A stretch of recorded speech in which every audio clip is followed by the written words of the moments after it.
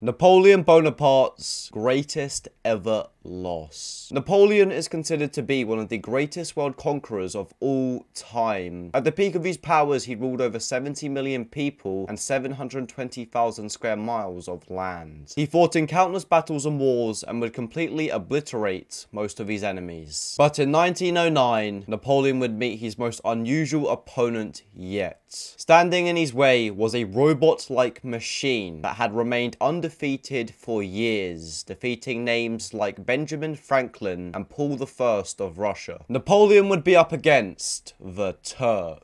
This is by far Napoleon's most interesting game, as he's playing an 18th century chess machine. The way it worked is there would be a big wooden cabinet, and behind that wooden cabinet would be a puppet-like figure that had movable eyes, a movable head, and was even capable of moving chess pieces precisely. Many people were puzzled by this chess machine, and there was lots of speculations about how the mechanics of the inside were made. People believed a veteran who had lost his legs during the war lied inside the machine, and from there he controlled the puppet. Some people even believe the machine was controlled by a trained monkey. It took more than 60 years for people to solve the secret of the chess Turk, in which I will reveal at the end of the video. E4, this is how Napoleon decides to open up. We now see E5, and already off the bat we see the move Queen F3. This is known as the Napoleon attack, named after Napoleon Bonaparte, if you didn't know. And after this move Queen F3, we see Knight C6, and with this move Knight C6, maybe hopping into this D4 square, so Napoleon plays the move Bishop C4, already threatening checkmate in 1. Now see Knight F6, just preventing this threat. It's always a good idea to stop checkmate in 1, or at least it's not the worst idea. And after Knight F6, we see Knight E2, as it cannot develop to this F3 square, so it has to go to E2. And here we see the move Bishop C5, so whoever programmed this Turk had an active mindset,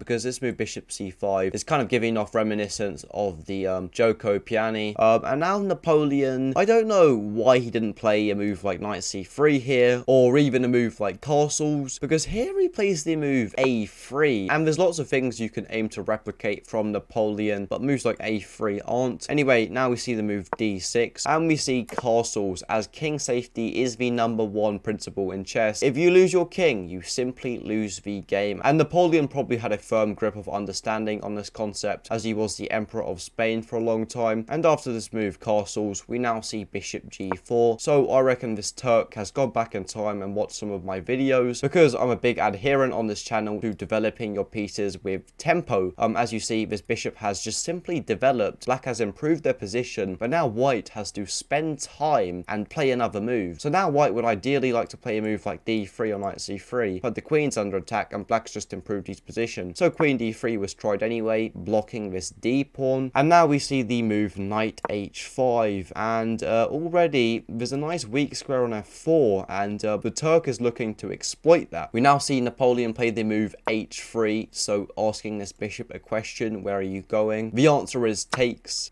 and after Knight F4, black has already got a knight engraved on this lovely square. A knight on F4 can be a deadly piece for black, especially in this structure with the E4 openings, so black's position is looking quite promising. And here Napoleon plays the move Queen E1. A lot better would have been Queen D1, because after Queen E1, it's -32 for black, which in layman's terms mean black has a forced checkmate in 8. You can try pause the video and find the best move for black here. If you did pause the video and try find it, the move is Queen G5, and after this, the threat of Queen G2 and Knight H3 are simply too much. However, this move Queen G5 is not seen, luckily for Napoleon, and the move Knight D4 is played instead. Still a scary position, but Napoleon is by no means completely finished off. Here Napoleon plays the move Bishop B3, trying to defend this pawn. I mean, he could have defended this pawn with the move Queen D1, holding on in the occurrence of the move Queen G5, playing the move Queen G4 to counter this threat. That would have been a lot better. Instead, we didn't see Queen D1, we saw the move Bishop B3, and here the Turk starts its chain of sacrifices. We see Knight H3 check.